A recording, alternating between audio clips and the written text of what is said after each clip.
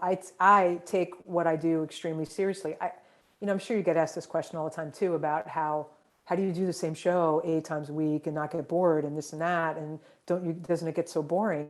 And it doesn't get boring for me. I don't get bored by it. It's a challenge every night that I go in there, because you're seeking the perfect show. And really, in terms of absolute perfection, I still haven't had it. There's always things you can do better. There's always things you can nail better. There's always ways that you can be better. Even playing exactly the same thing 8 shows a week, there's always ways that you can be better.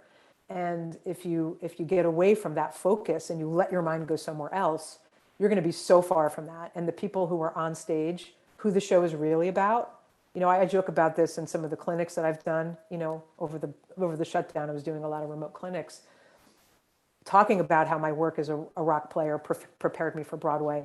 And I jokingly say, if you think that a musical is about you as a musician, you're wrong, because it's not about you. You're supporting what's happening on stage. It's not about you and blowing chops and showing off your fills and, trying to be the star, which you might be able to get away with in a band on a stage. But you can't do that in a Broadway show. That's not about you.